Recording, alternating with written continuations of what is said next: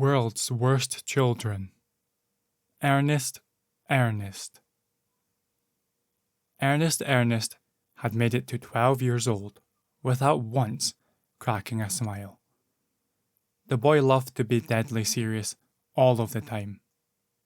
He was far too pompous to involve himself in anything that might be considered fun. Joy and laughter were strangers to him. He never watched cartoons, or played games, or went to birthday parties. The other children in school would try to include him, but the boy chose to spend all of his time alone, immersed in some incredibly boring hobbies. Ernest had an unrivaled collection of pencil sharpenings, and on weekends he would photograph traffic lights, then stick pictures in a series of scrapbooks labelled Traffic Lights 1 to 217. However, Ernest's most favourite hobby of all was a guessing game of his own invention. He would attempt to deduce what type of metal various objects were made of. "Mother, I do believe that toaster has been manufactured from metal steel," declared the young boy to his mother one morning as she stood in the kitchen. Ernest's clothes were like a uniform. He always wore the same grey lace-up shoes, grey trousers, and grey shirt button right up to the collar. In contrast to Ernest, his mother was a jolly soul. A tall, lively lady who wore brightly coloured clothes with loud flowery patterns. However, her face was incredibly lined with worry about the fact that her son never seemed to laugh or smile. Dutifully, she picked up the toaster and studied the engraving on it and said, "Correct again, Ernest," she muttered with as much enthusiasm as she could muster. "Now, Mother, let us move on to the said toilet roll holder. I do believe it is manufactured from the metal aluminium." "Correct again, Ernest. What a splendid game this is. I never tire of it," she lied. Then Mother plucked up the courage to ask a question.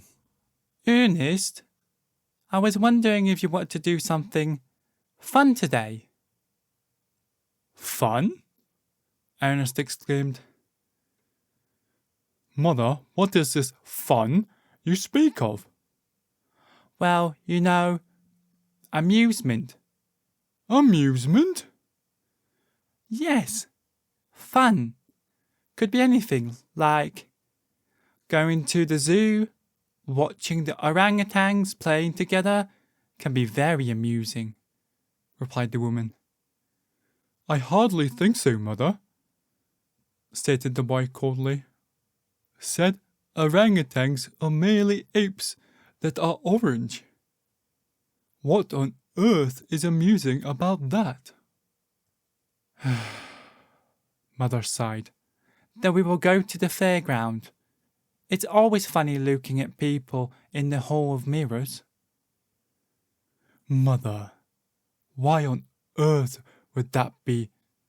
Ernest could barely bring himself to say the word.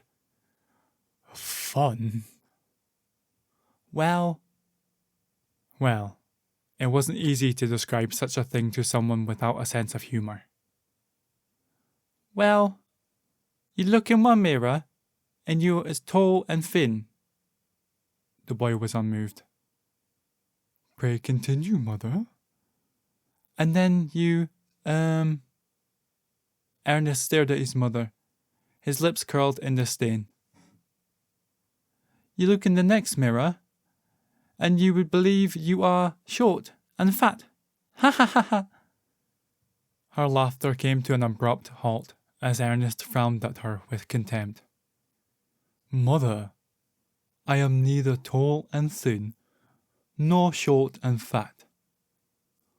Why cannot the whole mirrors just be normal mirrors? Coated, of course, with the metal aluminium." "Because, Ernest, that way it wouldn't be the fun mirrors. That's what makes them fun." The woman was exhausted now, Look, son, please let's just go to the zoo and the fairground because there is something even better. Really? Yes. I found out this morning that there's a circus in town. Ernest's nose wrinkled with scorn, but his mother pressed on regardless. We could go see the clowns. They never fail to make an entire audience hoot with laughter. These clowns of which you speak are amusing, are they, mother? Oh yes, Ernest, hilarious, replied the lady with a flash. It seemed that she might have hooked the boy at last. Now she had to reel him in. They drive into the circus tent in a little clown car, and before they can even get out of the car, the doors fall off. Ha ha ha ha! Ernest was lost in thought. Mother, what metal is said car made of? Mother shook her head. I don't know, son. That's not really the point. Is it the metal steel? I don't know. Anyway, and then the clowns get out of the car and they all have these big buckets of water and... Mother, what metals are said buckets made of? I don't know. Zinc, maybe? Ernest, please, for goodness sake. It's not important what stupid metal the buckets are made of. Ernest shot his mother a stare that could kill an elephant. There is nothing stupid about metal, Mother. Ever since I was 2 years old, I have been studying it. Ernest continued in his monotoneness. I find its properties fascinating. Did you know, for example, that the chemical symbol for silver is Ag, from the Latin word for silver, argentum? Yes, I'm sure it's all fascinating, but... Correct, Mother. It is fascinating. So it is a resounding no to the offers of visiting said zoo, said fairground, or said circus. Now, if you will excuse me, I must get back to my collection of cheese graters. With that, he marched out of the kitchen and upstairs to his bedroom. The walls of Ernest's room were painted grey. The bed was grey. The duvet was grey. The curtains were grey. Sometimes it was hard to spot Ernest, since he also was wearing clothes, which were, you guessed? Yes, also grey. Grey was Ernest's favourite colour because it was the colour of most metals, except gold, which is gold, and silver, which is silver, which is a bit like grey.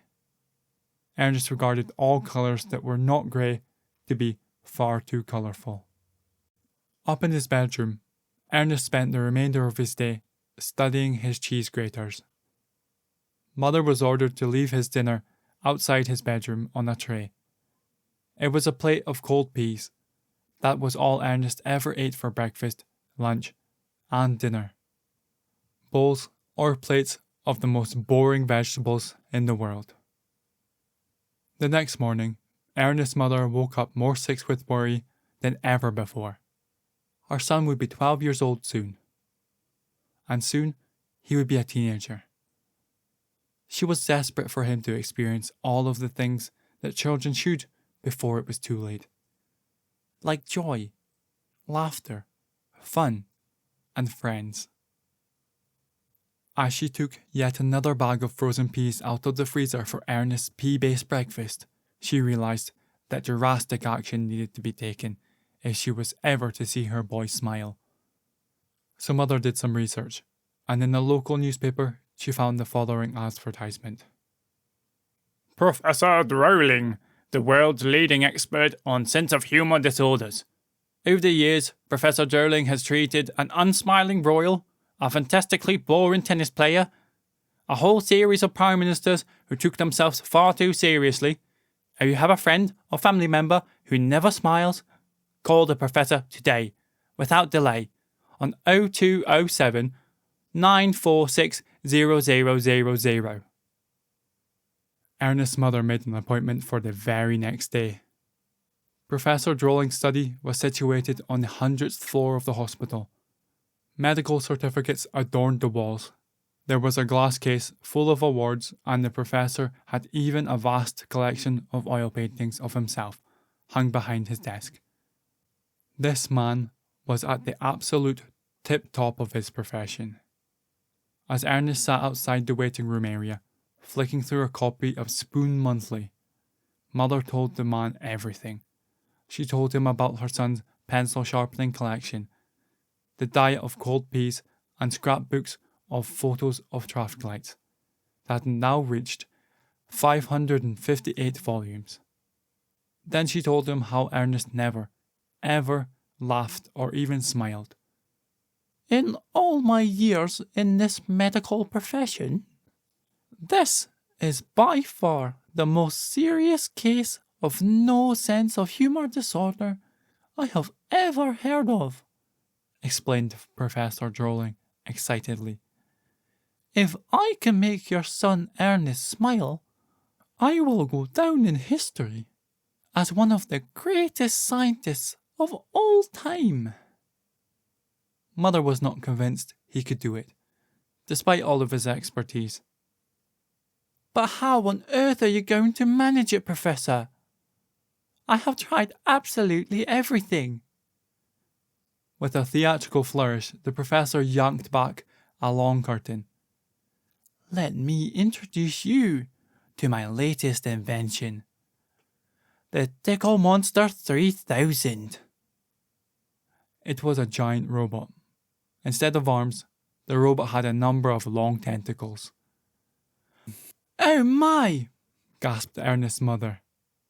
"Oh my indeed," agreed the professor. "My Tickle Monster 3000 will tickle your boy into a helpless gale of laughter in no time. Bring him in, right this instant." Mother opened the door of the study. "Ernest, can you come in now, please?" "But Mother, I am reading a fascinating article about the different types of metal used in spoons of all shapes and sizes," he replied without looking up from his magazine. "I said now!" she repeated angrily. Reluctantly, the boy put down his Spoon Monthly and marched into the professor's study. "Ah, now, a great pleasure to meet you, young Ernest," said the professor, drolling warmly. The boy simply stood and stared at the man, the usual sour look on his face, as if he'd swallowed a wasp. "I know you may not think, but this robot of mine is going to make you laugh," announced the professor. "What metal is the robot made of?" inquired the boy. "I beg your pardon?" replied the professor, rather taken aback by the irrelevance of the question. "I said, what metal is the robot made of? I am guessing," Ernest scrutinized the machine, "tin?" "He does this a lot," muttered Ernest's mother. The professor sighed and checked the back of the robot. "You are right, it is tin. Now that piece of trivia is out of the way, I'm going to turn on the Tickle Monster 3000. 3, 2, 1. With that, he flicked the switch on the side, and the machine flickered into life. Lights came up, and it started to beep. Next, two of the robot's tentacles stretched out towards the boy. Ernest tried to run, but the grabbers at the end of the tentacles held him still. "I don't like it," he complained. "I promise you, Ernest, it won't hurt," said the professor. He pressed more buttons, and the other two robot tentacles reached out and started tickling the boy. The tentacles tickled Ernest in all the places where you are the most ticklesome. First, under the chin. Moving on to the feet, and finishing off with the most dreaded place of all, the armpit. The professor and the boy's mother studied Ernest's face for even the flicker of a smile. But nothing.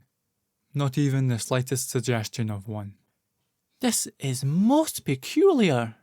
Most peculiar indeed. Let me turn up the power, declared the professor. On the robot's chest, there was a dial that read, Tickle Power. As the professor turned it, the arrow went from number 3 to number 9. Beyond that was 10. And beyond that, a patch of red labelled Danger Level. The tentacles were now moving with much greater haste than before. What's more, they were darting all over the boy's body, finding new places to tickle. His knees, his tummy, even his ears. All felt the full force of the professor's invention. And again, the boy's mother studied Ernest's face.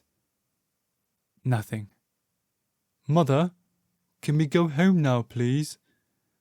I would like to play with my collection of iron filings. But before the lady could even answer, the professor shouted, No! He shouted so loudly that it made the mother jump. Then with a whip of his wrist, the professor spun the dial of his robot to danger level. Are you sure this is safe? Said Ernest's mother. A look of panic shot across her face. I don't know, replied the professor, but I will get this blasted boy of yours to laugh if it's the last thing I do.